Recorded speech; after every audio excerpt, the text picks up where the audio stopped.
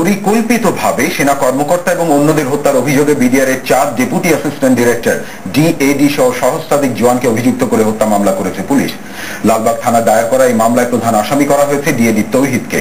দেখুন পরাজয় আজিমের রিপোর্ট।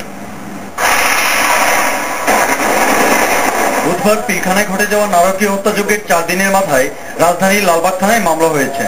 মামলাটি দায়ের করেছেন ওই থানার ভারপ্রাপ্ত কর্মকর্তা নবজ্যোতি খিসা। মামলায় বিডিআর-এর 4 ডিএডি তহিদুল ইসলাম, মোহাম্মদ নাসিরউদ্দিন খান, মির্জা হাবিবুর রহমান ও জলিল এবং বিডিআর সদস্য আব্দুর রহিম ও সিপাহী সেলিম সহ সহস্রাধিক ব্যক্তিকে আসামি করা হয়েছে।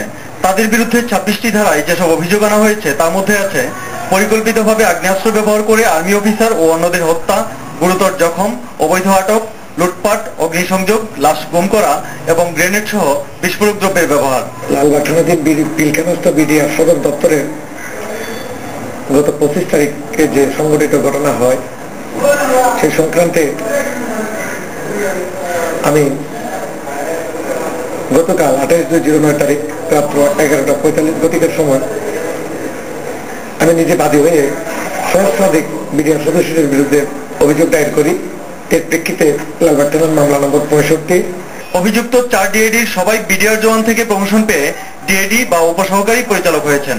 তাদেরকেও এরই মধ্যে গ্রেফতার হয়েছে কিনা পুলিশ তা জানায়নি। লালবাগ থানার ভারপ্রাপ্ত কর্মকর্তা এবং মামলার তদন্ত কর্মকর্তা নবজ্যোতি খিসা জানান, পালিয়ে যাওয়া বিডিআর জওয়ানদের সম্পর্কে তথ্য দিতে সারা দেশের সব থানাকে অনুরোধ জানানো হয়েছে। পরাগ আজিম, চ্যানেল আই, ঢাকা।